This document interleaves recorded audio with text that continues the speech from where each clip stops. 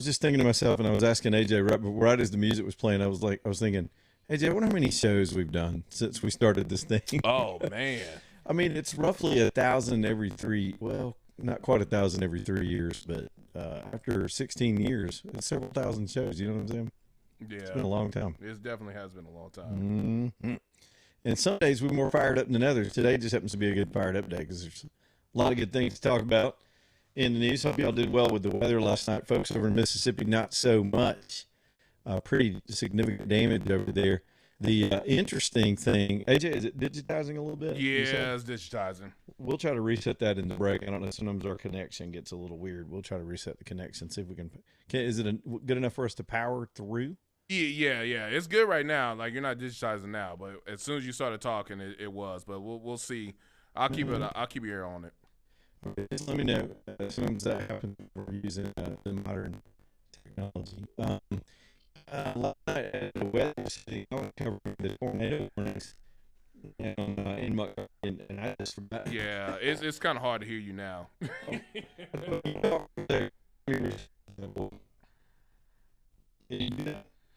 Yeah, let me. I'm gonna play some elevator music real quick as we try to get Leland reset, because that just turned real bad. All right, let me see what I can do real quick as we filibuster and try to get Leland back up. Let's see, girl from.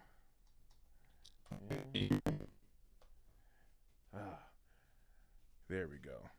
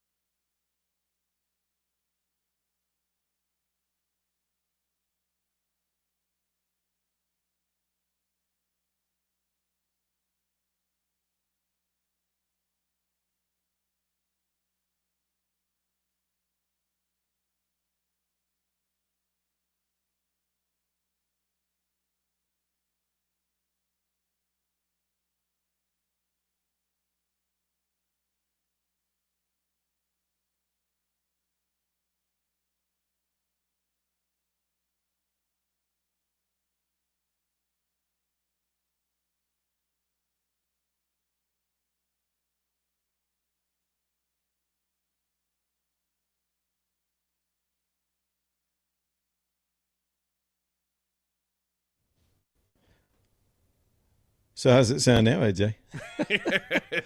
Did you play "Girl from Ipanema" again? I did. That's our go-to. That's our go-to hold music. I was gonna let you just have the show and talk about what you want to. Yeah, I saw you on video. Well, luckily you were still on video, so you couldn't really hear what you were saying, but yeah. I could just see your facial expression. I was cousin. Does it sound better now? Or no, it does. It does. Okay, sound good, much good, better. good. So we just had to reboot. Every now and then you got to do that. I don't know, but if y'all ever get a chance to get anywhere near Kinetic or Windstream internet service, run. Set yourself on fire, move somewhere else in the country. Just stay away from those people. It's the worst internet ever. Okay, all right, here we are. Lonnius Furniture Company first up today. I do appreciate John and Reggie and all the stuff they've got going on. Go furniture shopping and spruce up. Maybe you just need some ideas. Maybe you're looking around, you don't know exactly what you need, but here's a store where you've got an acre of stuff under one roof. So they probably got some ideas for you and expert advice, and maybe you want to customize some stuff. They're so good like that. That's why they've been around for 92 years. They're in their 93rd year, and that's saying something. It's LaniusFurnitureCompany.com, LAUNAUS, LaniusFurnitureCompany.com. They're in the tiny little town of Kimberly, just right there off I-65, off exit 280. I always say it that way, so y'all don't think they're on Highway 280. I normally would say exit 280, but exit 280, North Jefferson County. Worth the drive from all over. It's LaniusFurnitureCompany.com. My wife just sent me a message a second ago. It says, "You're a robot." And like, normally I'd be insulted by that, but I know what she's saying. It was the audio. Some days it's actually me she's talking about, but I'm just saying. All right, man, where were we? Let's go back to the top. So during the tornado warning last night, I was so focused on the warning because we had some pretty significant debris field stuff and all this other stuff in the air and actual warnings going on close to it wasn't really close to the downtown area of the Capitol.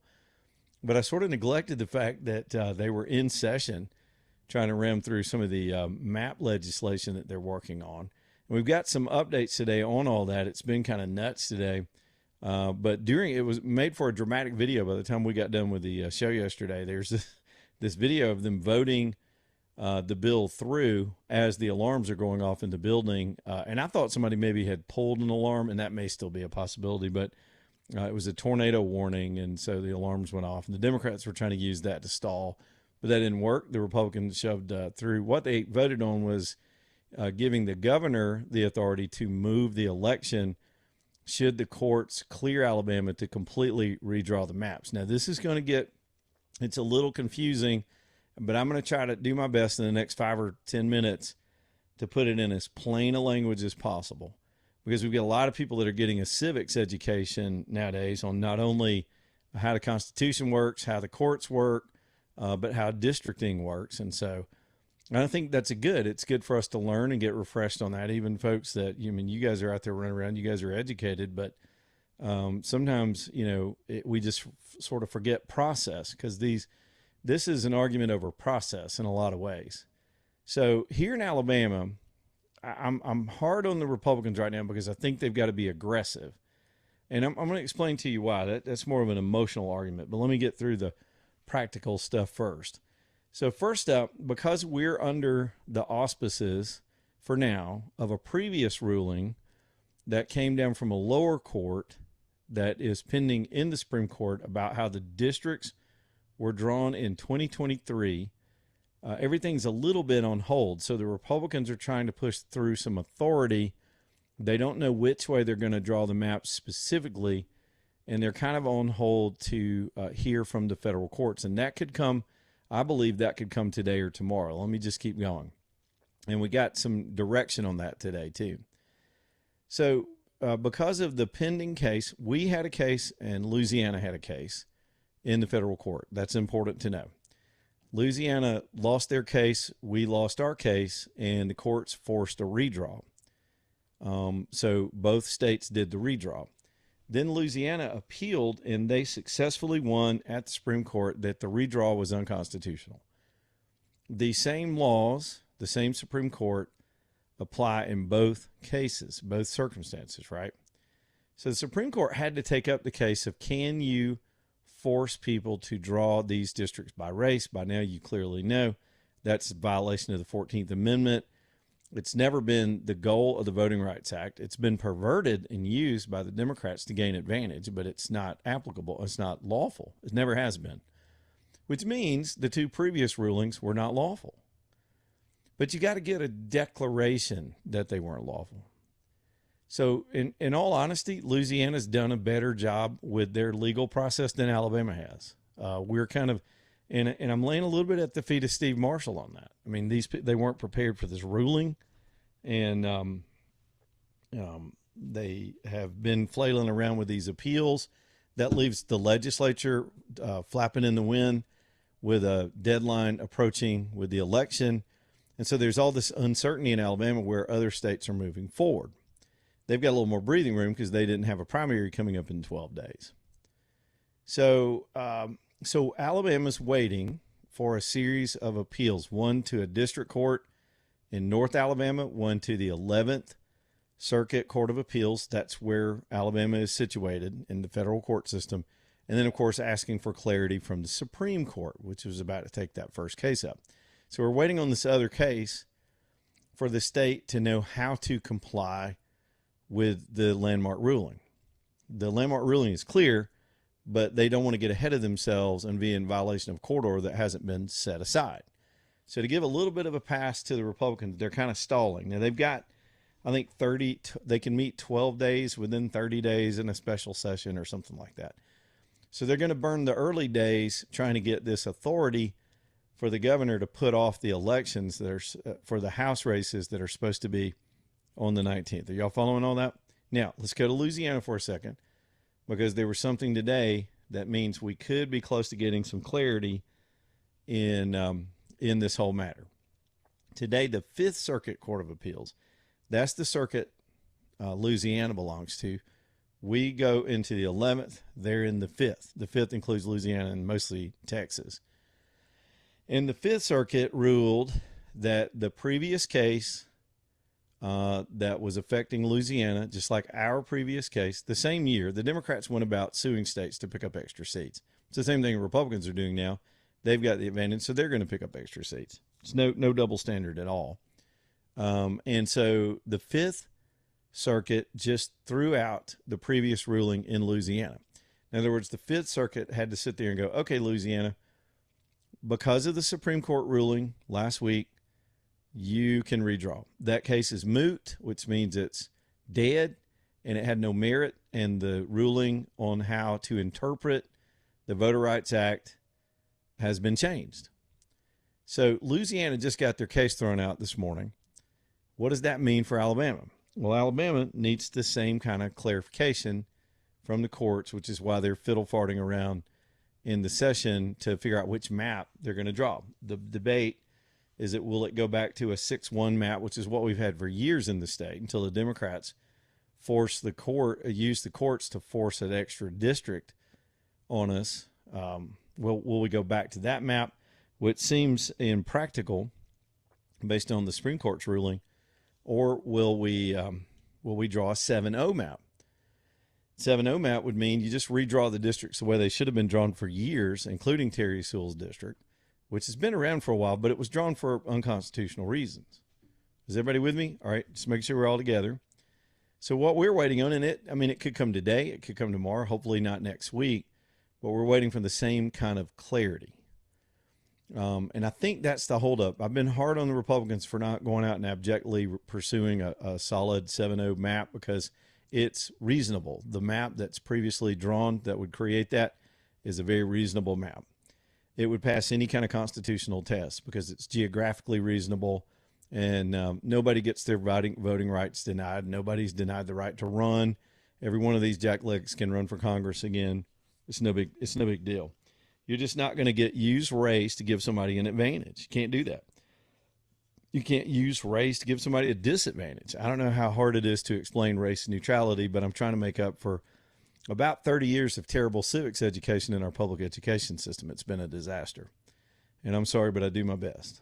So here we are, waiting for some clarity. The legislature pushing through some authority so that the governor can rule. The Fifth Circuit this morning cuts Louisiana loose and says, yep, you guys, that old case that held you down is incorrect. It's been corrected by the courts. Move on. Louisiana's off to the races. Tennessee today, same thing. They just passed through their House a 9-0 map. They only had one Democrat district. By the way, it had a white guy in their Democrat district, but still it was drawn in such a way to help the Democrats. And the House just moved a map that moves Tennessee to 9-0. And the Democrats in that state, not surprisingly, raised holy hell in the chamber when the vote came up, which kind of demonstrates to me their incivility, demonstrates the whole point. You should have fair districts where, I mean, that's no way to run a country. We're not a mob. Here's what it sounded like, by the way. Let's see if I can get this sound up.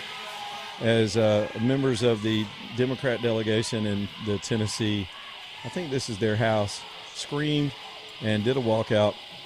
And the guy with the giant afro that's already been thrown out of the legislature and got himself reelected, he got in a pushing, shoving match with the police, called the police an MFer.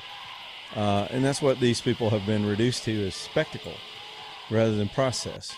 At no point in American history have demonstrations like that ever won anything. I can't think of a case where people who are elected to a body to behave by the rules of the body have managed to accomplish anything. Now let's talk about that for a minute. I'll tell you what, let me take the break and we'll talk about why we're up against this wall in the first place. All that spilled out into the open today too. We had a good question from a caller who's not happy about the maps changing yesterday. Had a lot of questions for me. She was very, very kind. She had some thoughts, a lot of thoughts I agree with. But one of the questions is, what's the rush? Well, I got a complete answer for that, and it ain't our fault. I'll talk about that on the other side. So y'all hang in there. By the way, Storm Restoration Roofing, And if you wind up with any roof issues after last night, I did pretty well at my house. It was a little stormy, but we didn't get the brunt of it, and I'm sort of glad for that. It sort of went north of me and south of me. But I did. First thing I did this morning was walk out, stand back from the house, and look at the roof, because you never know when stuff goes flying around, and we've still got a long way to go with storm season. So y'all reach out to Greg Nelson at Storm Restoration and let him become your roofer. The guy's just the best in the business. Been at it for almost 30 years. This is a thorough company that knows all the insurance companies, all of the adjusters and how they work and what they require. It's a process to get a claim done if it is a disaster claim. And Greg will help you walk through that. You may not need him right now, but some of you on the other end of that spectrum where you just got an older roof and they do have a lifespan and it's going to need replacing. But don't wait till it starts to fail on you. Go ahead and get that done in a controlled way with Greg Nelson at Storm Restoration.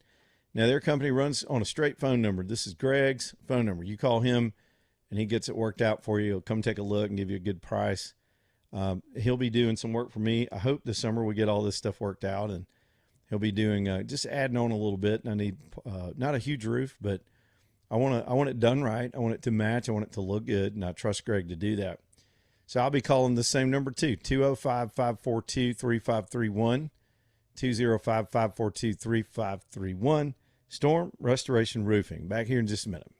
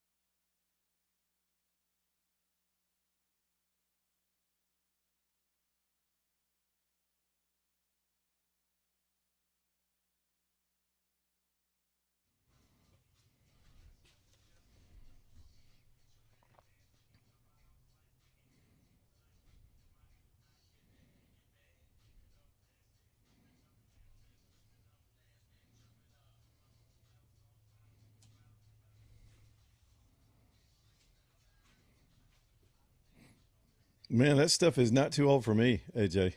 I remember that. There you go. That was back when I could understand the lyrics. Well, this is actually pretty new. This is Zach Deputy, Call the Music. Oh, I thought that was Biggie. No. Those are the people that were with Biggie. I guess I don't know what the hell I'm talking about. I've never felt so white in all my life. And there's a white guy who's doing this too. I know. I feel as white as those Republicans trying to draw their own districts down there right now. This is the whitest move of the week. Oh, man, here we go. AlabamaDental.com, AlabamaDental.com. Y'all get on over there and get your teeth did. We all need to be going to the dentist on a more regular basis. And I know it's easy to forget, get behind, dread it, put it off, make excuses. We've all done it. But they sort of take that away at Alabama Dental because of the flexible hours. They're open until 7. They're open on Saturdays, and it's just amazing. Y'all get over there and get to know them. Make them your dentist, have the flexibility of going in there late in the evening after work or grabbing an appointment on Saturday. So if you can stay on the maintenance, you stay ahead of trouble. It's just true of everything: your home, your car, your teeth, your health.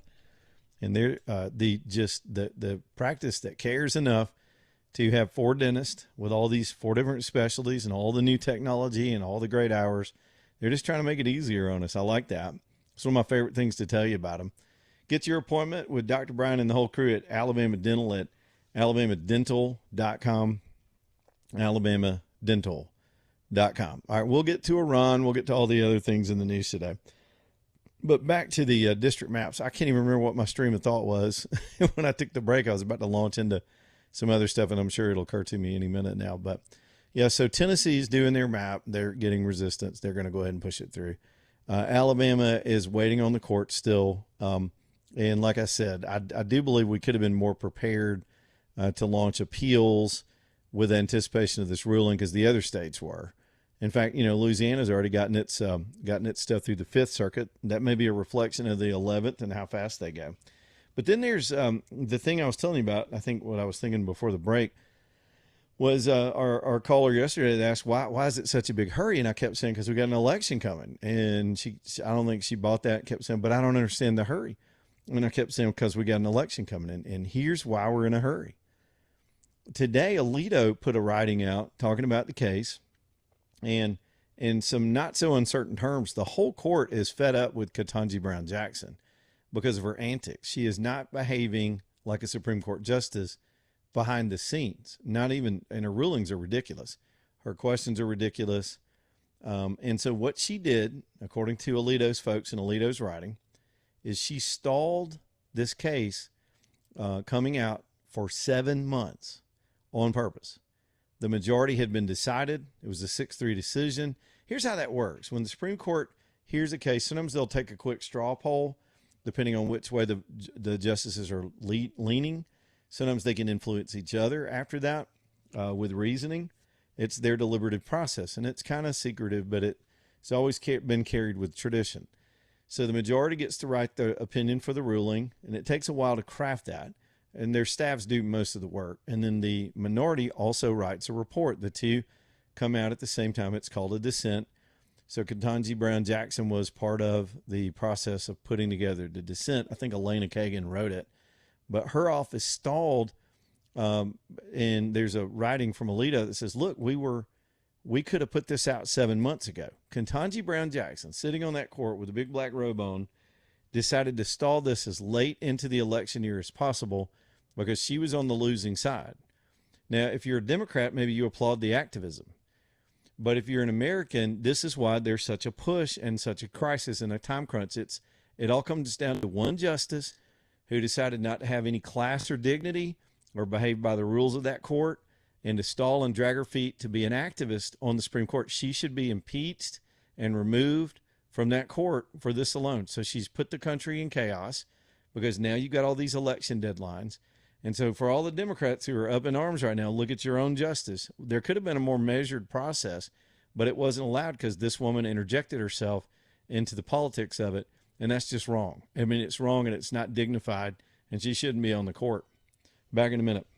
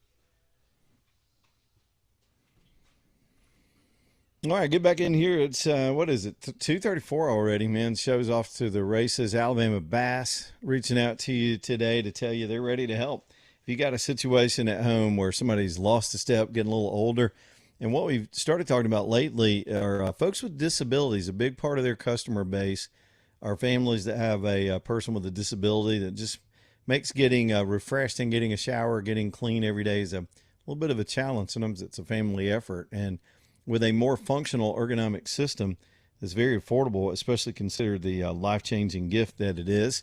You might want to look into that with Alabama Bass. They're the best. I'm telling you, their product's better, their service is better. They're local folks, 2 generations.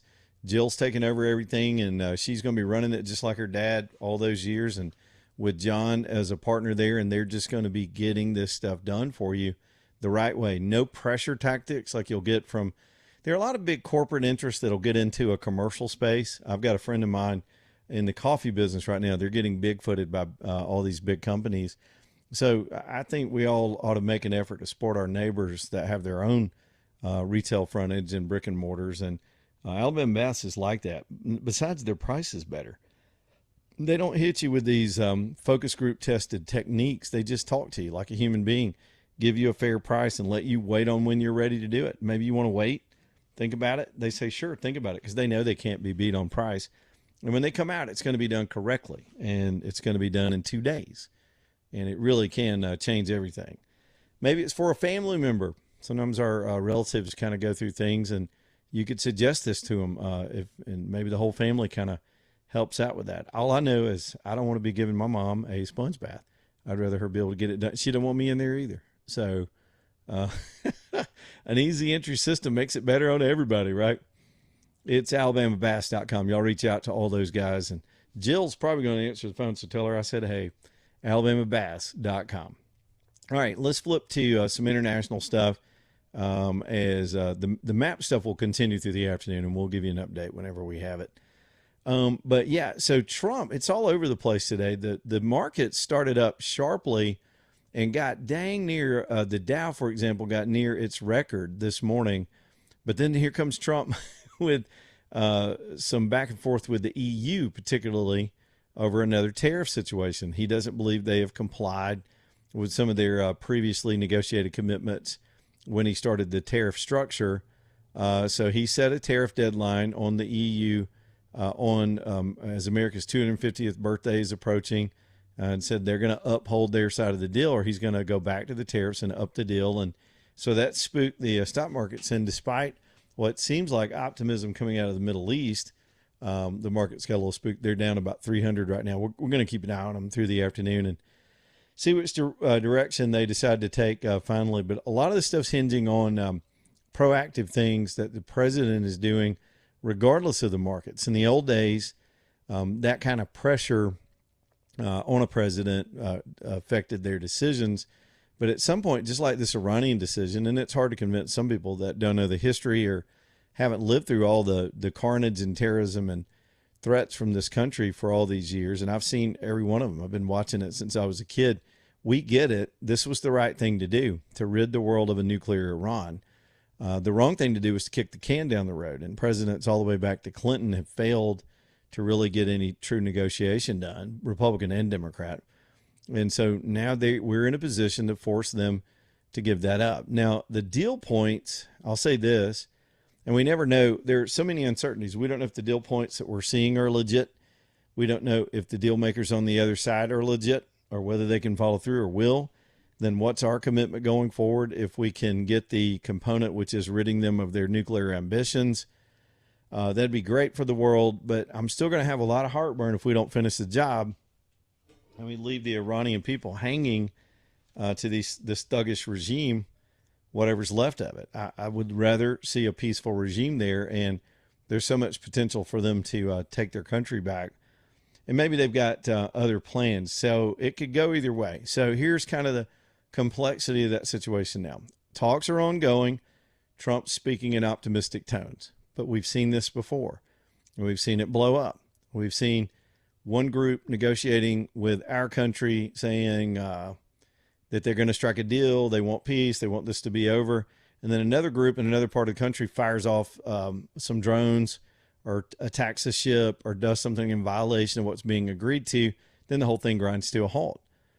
These are just untrustworthy people, and they've always been that way since the mullahs took over that country in 1979. They just are not people. Obama couldn't sign an agreement with them they were going to stick to, and Trump can bomb them toward the table, but they're still not worth whatever they sign, whatever they agree to make that stop. You know it's probably short-lived. So I'm of the mind I wish we could just finish the job. I'll pay extra for gas the rest of the year. But there is a midterm election, and there's all this pressure, and I think Trump and his team, if they can get a peace deal, get the Strait open, get the nuclear under control, they feel like they met their objectives. One of the third objective was getting rid of their military capabilities so they couldn't threaten the region. And in some ways that would have to suffice for the White House. So in lieu of that, we've suspended escorting the ships through the Strait at the request of Saudi Arabia and Pakistan. They're trying to get some breathing room to get this settled. And the deadline for that is looming if they can't strike a deal. So we may be back to that Protect Freedom plan. That was the name they gave that mission. Then there's the possibility that here's the biggest threat for Iran. I mean, there's so much going on. Trump's about to meet with the Chinese. We understand the Chinese are now leaning on the Iranians. The Chinese don't want to be talking about this when Trump comes to meet with them. They've got bigger picture, longer issues to worry about. But they're so connected to this issue because of their dependence on the energy from that region. So now they're at the table to some degree trying to pressure the Iranians to get right. So that's a good thing at the end of it. The deadline of the summit talks are a motivator for some of the countries involved. But it's really hard to predict, and I couldn't predict. I just say I'm a little bit disappointed right now that we might be able to strike a deal just to end the thing and then leave the country in a mess with the people hanging. But again, I've said that for the last couple of days. Maybe they'll surprise us. But what I was getting at is the biggest fear for the Iranians, because they just lost their defense shield. They just lost their missile capability in addition to their nuclear program. They can't really manufacture and produce. They probably have some missiles hidden around in bunkers and places we haven't found yet. But they don't have a forward missile program that could challenge the state of Israel, and Israel has their Iron Dome system. And so at any moment, if we pulled out, Israel could just go back to taking them out.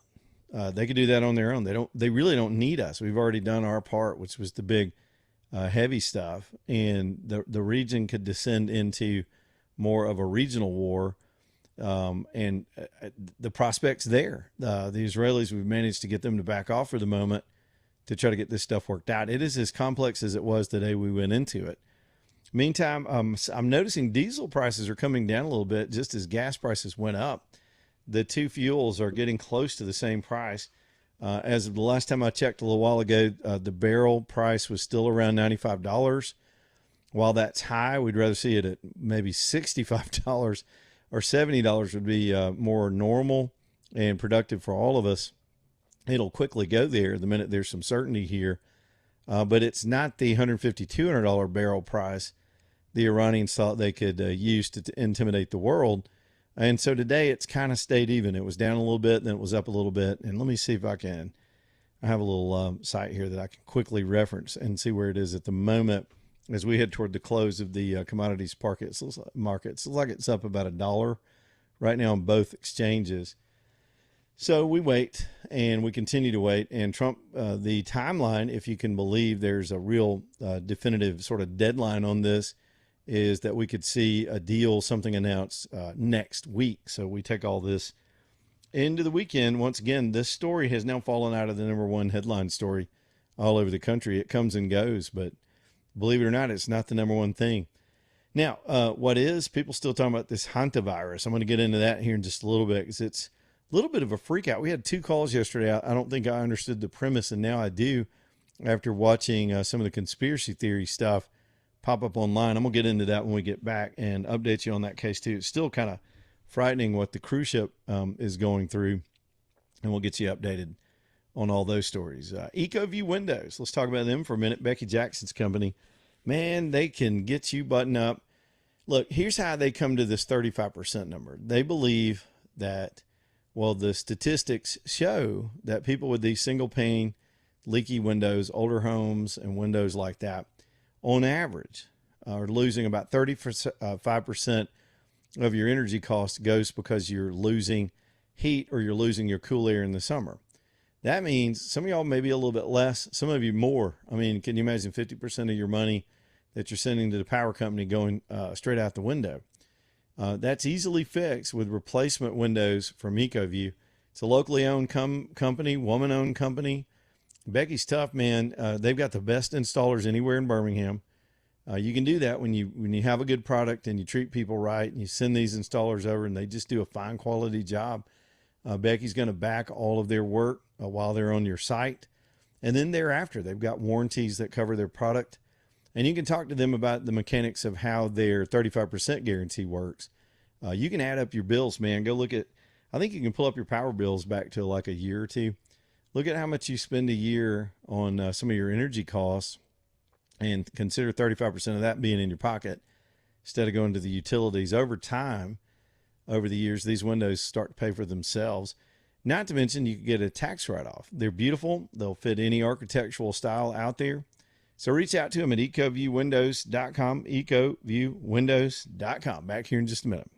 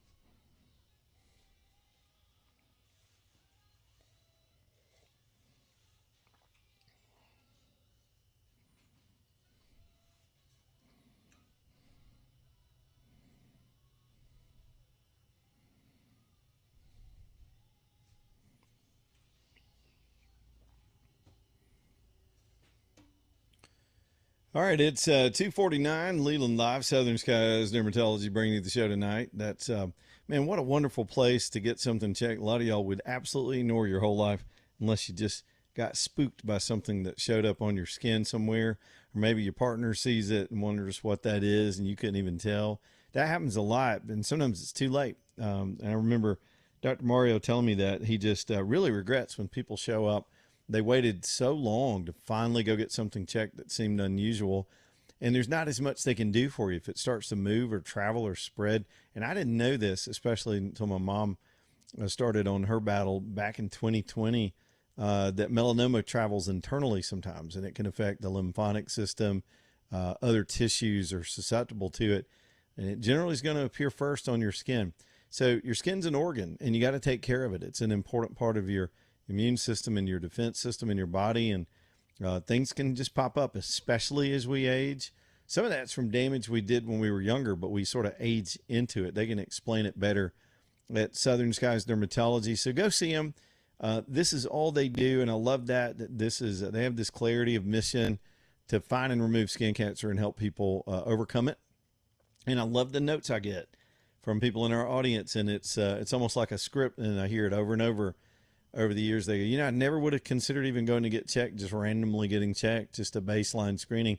But I went, and guess what? And then they tell me what they found, and they'll thank me for urging them to go. And I'm like, it's an ad. I get paid by Southern Skies. They're a client, but it's also kind of a PSA every day because of its close proximity to my family and maybe your family. 1 in 5 people will come down with skin cancer. So check yourself before you wreck yourself at Southern Skies Dermatology.com. Great locations around Birmingham, and a new one at some point. They're going to open up on 280, and they'll let me know where and when.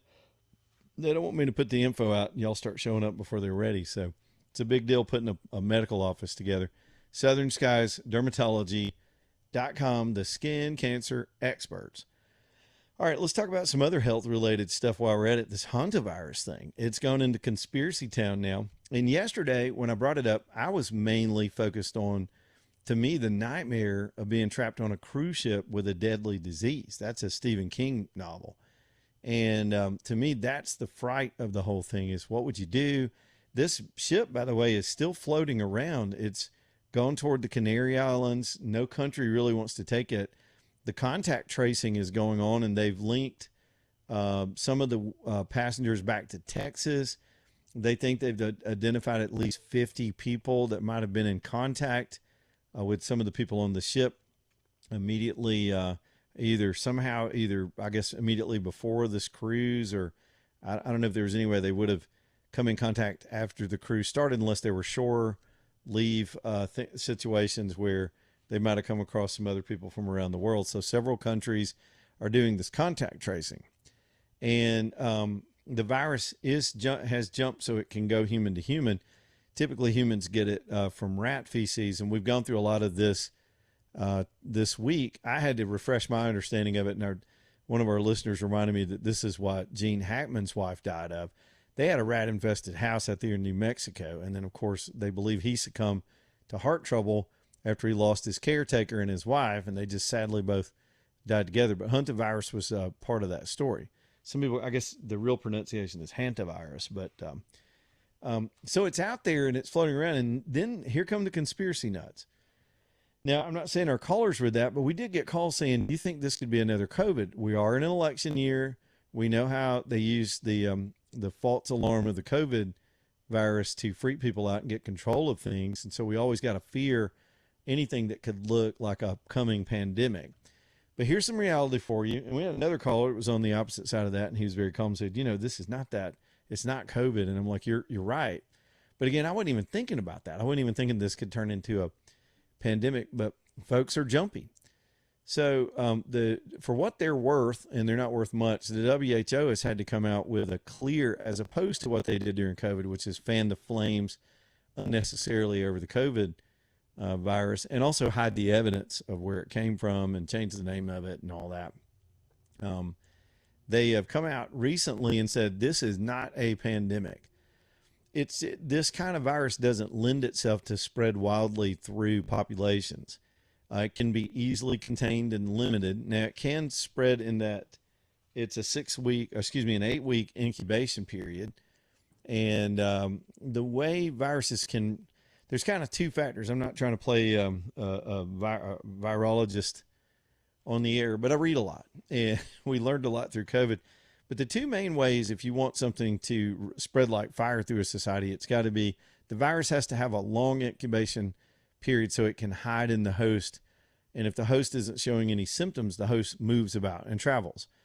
And if they're contagious during this incubation period, when they don't know they're even infected, then others come across it. And so it can't kill the host or make the host unable to travel by early onset and having devastating results. That limits the spread. Does that make sense?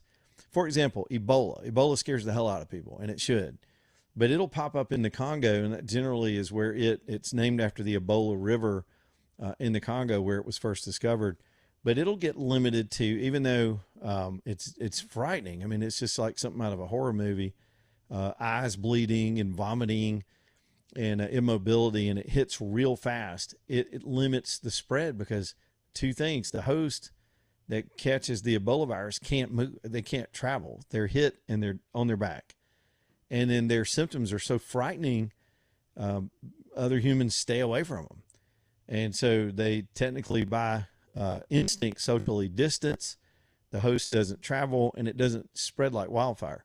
That's what made COVID so dangerous, because these freaky scientists paid for with American taxpayer money, thanks to Anthony Fauci, who should be hung in the public square with a rope for all to see.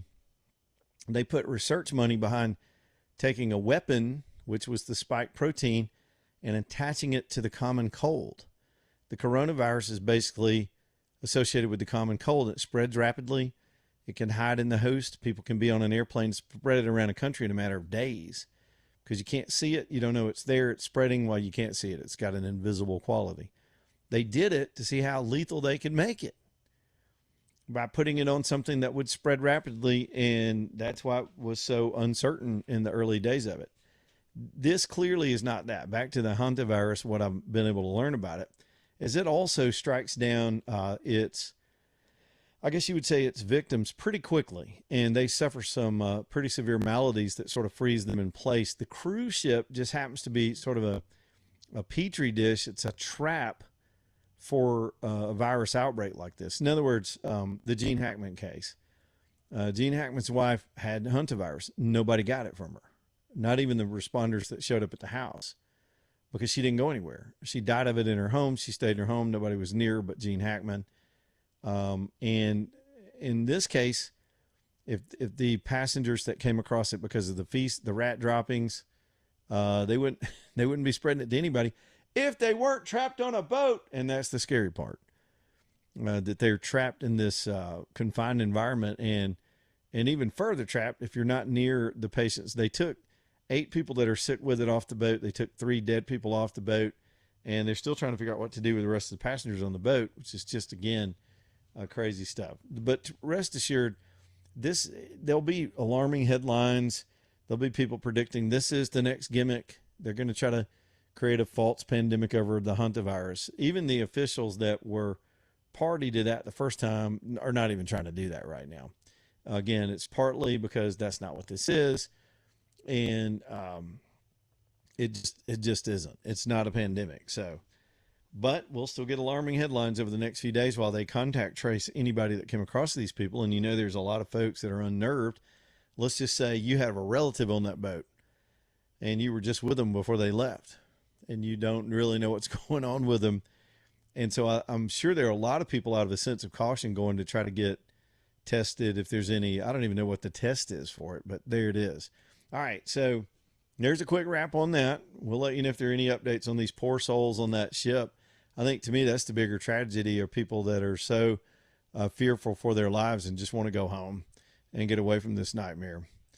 Man, okay, here we go. Top of the hour, 3 o'clock, Leland Live. Y'all hang in there. Back in a minute.